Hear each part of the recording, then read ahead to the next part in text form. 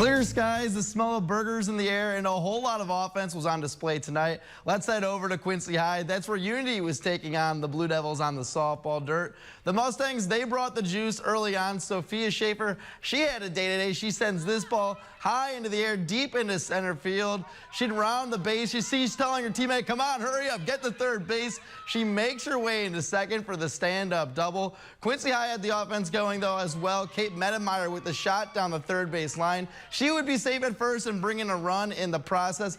Everything was clicking for the Blue Devils, but now it was Unity's turn to answer. Schaefer up to bat again. Bases loaded, and she smacks this one up and over the fence, and someone's got to save that softball. She leaves the yard with a grand slam, and gets this. It's her first home run of her high school career. Talk about a memorable one. Both teams exchange blows, and wait till you hear the score of how this game ended. Quincy High wins in football fashion, 26-11. That's got to be some scoregami.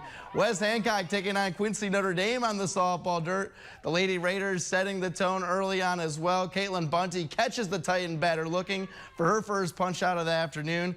QND up to bat now. Brooke Bowden to the dish, and she crushes this one into straightaway center for the double. Later that inning, Alyssa Lay up to bat. It's a hard grounder to the second baseman. She'd be thrown out at first, but one run would come in to score off the fielder's choice.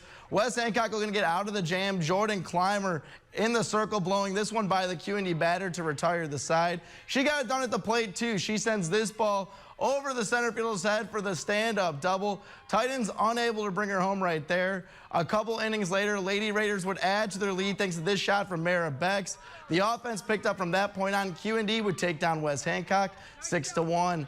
In other softball action, Pittsfield gets by Grigsville Perry 11-0. On the baseball side of things, Southeastern takes down Brown County 5-3.